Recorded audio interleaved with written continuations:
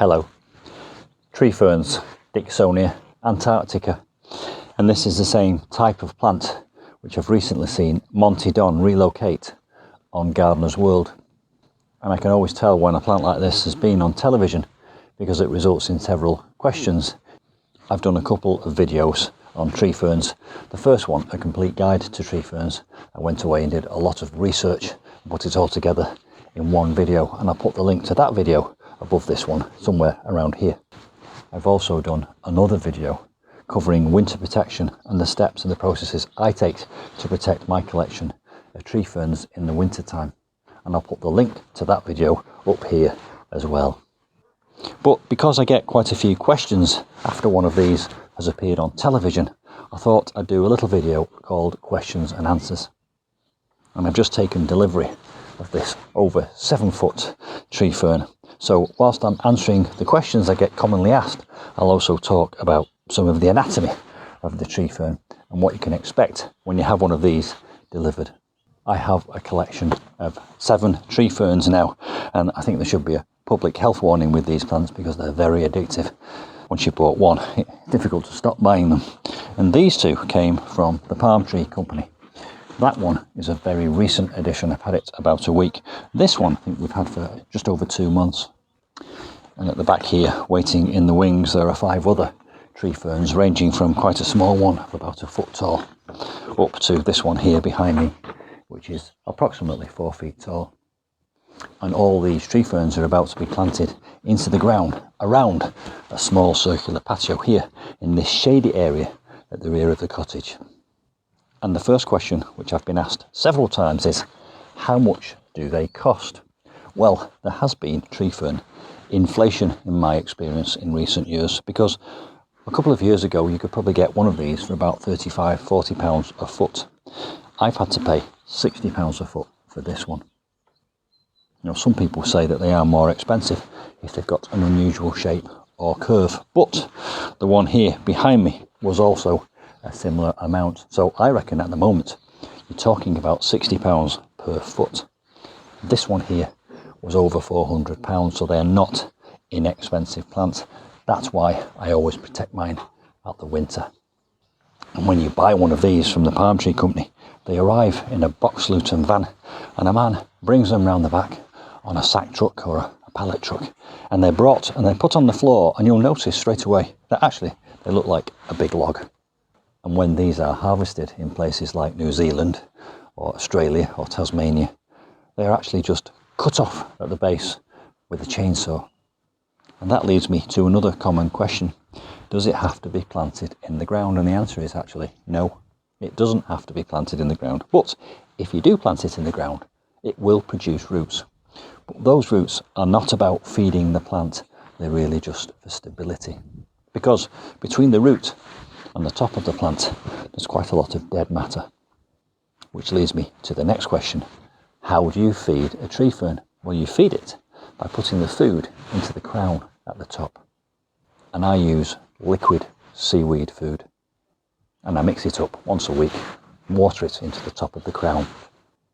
Which leads me to the next question. How do you water a tree fern? Well, firstly, it's said you can never over water a tree fern, and in the summertime it should never be allowed to dry out, and indeed in the wintertime it should be kept damp. And I understand that as many of these die from drying out over winter as they do from cold.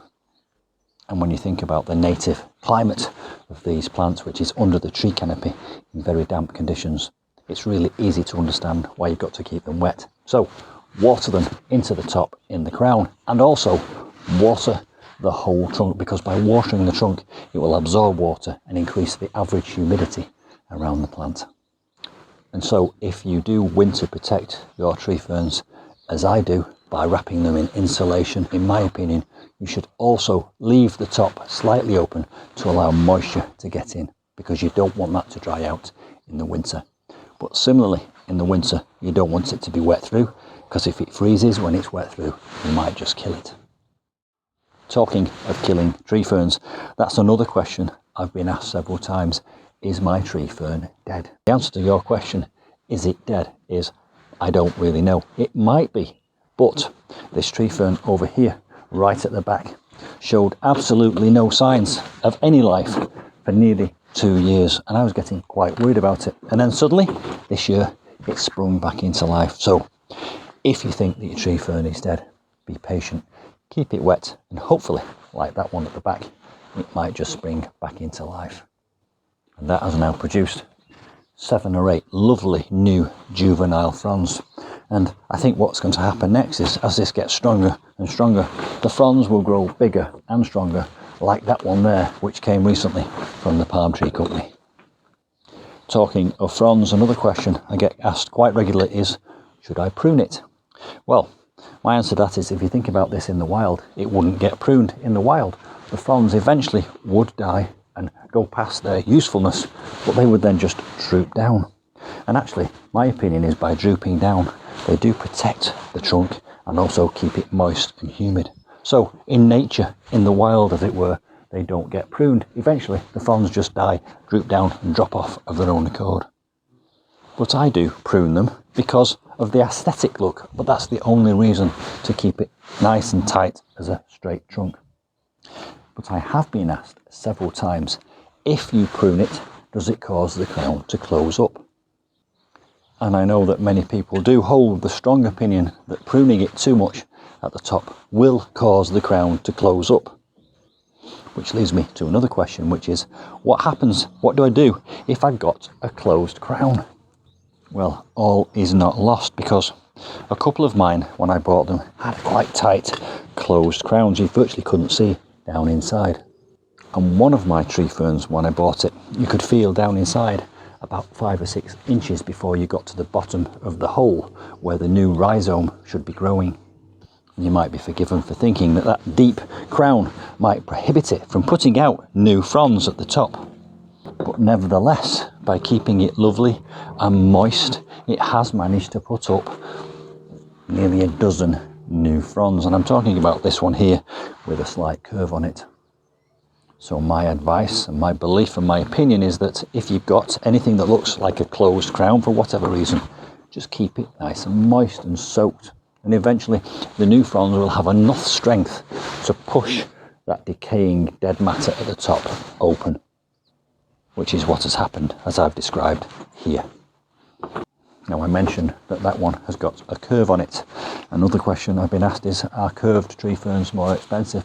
I think the answer to that is generally yes, they are slightly more expensive. Anything that makes the tree fern look unusual is slightly more expensive. And then it depends on how much you're prepared to spend. And I can justify this because I don't smoke, I don't drink a lot, I love tree ferns, and it's going to give me many, many, many years of pleasure. And in fact, there is some logic to buying tree ferns now, because I've heard a rumour that the exportation of these plants from their native lands is about to be prohibited. So rarity and scarcity is likely to push the value and the price of new tree ferns up. So therefore, I've secured my collection of 7. I don't need to add any more, and these will probably outlive me. Which leads me to another question. How long do they live, and how fast do they grow? Well, I've discovered by research that these grow about a foot every 10 years. So this one here, with the bit that's missing off the bottom, could be 100 years old. So therefore, it stands to reason that the short ones around the back here, which are a foot, 18 inches, 2 foot, 3 foot, could live another 100 years. So that makes it true what I've just said about these outliving me. Talking of them outliving me, another question which I've been asked quite frequently is, what can you do to kill them? Well, there's several things that you can do to kill them, and we've covered quite a lot about that already. But let me summarise it. Not protecting it in the winter, not watering it and allowing it to dry out. And if you think about their native climate, I'm not saying it would kill it necessarily, but putting these in direct sunlight all year round is not going to be ideal for them. Allowing them to dry out in the winter time when you've put your winter protection would be another cause of premature death for these plants. So there's a very short list of 4 things which you could do to destroy these incredible prehistoric plants. And let's face it, that's not a long list, and it's not difficult to follow. So my opinion and my belief is that it's actually quite difficult to destroy these plants. They're very hardy. In fact, they are hardy in the UK climate. I just protect them because of the value and the expense. And because I believe that the steps that you have to take to protect them are so minimal, it's just not worth taking the risk. Do tree ferns have to be planted in the ground? The answer to that is quite straightforward. No, they don't. These two that you see here are planted in the ground. But that's only because this is now my forever home. The other 5 tree ferns in my collection, waiting in the wings there, are going to be planted in the ground, but until now, they've been perfectly happy in pots. And actually, keeping them in pots made it easier for me to move them around and transport them to a slightly more sheltered place in my previous home for winter time. So there are benefits and advantages to keeping them in pots. Do tree ferns produce roots? Well, the answer to that is yes, they will produce roots down at the bottom, but those roots are more about stability and anchoring the plant rather than feeding the plant, because the living plant is up here at the top. The rhizome, as I call it, in there at the crown, gets its food from above. Think about them in the canopy of the trees when all kinds of detritus falls down. That's how they get fed in the wild. Where can I buy a tree fern from? Well, you can buy them from a lot of garden centres. You can buy them off Facebook Marketplace. We got a great experience when we bought that one over there in a tub from someone who was selling a caravan, and it was in the ground, and we dug it up and it's got a great root system on it. You can also find a reputable dealer, and I don't have a commercial relationship with the palm tree company where we bought these 2 big specimens from, but my experience with the palm tree company has been wonderful so far. However, what you need to be aware of is sometimes nowadays there is a waiting list for these plants, so you might need to get your order in this year for next year's delivery. There also seems to be a certain amount of concern about the appearance of the top of the tree ferns when they arrive from the supplier, because the top of the tree fern looks completely flat and lifeless because it's been cut off in its prime with a chainsaw. So, as a reminder, it's important to remember that these have travelled across the world on a container ship in a container. But be patient, and for your reassurance, this one here, which arrived around about 2 months ago, was completely flat and cut off at the top here when it arrived. There were no visible signs of life in this crown whatsoever. It was exactly the same as that one is now, this 7-foot specimen just in front of me. Get it upright, start watering it a lot straight away, and soon enough you'll be rewarded. And now, in fact, this one I think has got about 14 new fronds on it from nothing only 2 months ago. I'm talking of getting them upright. As you can probably see, I've staked this one, I've braced it, because very little of it is buried into the ground, probably about 6 or 8 inches, because I didn't want to lose any of the height.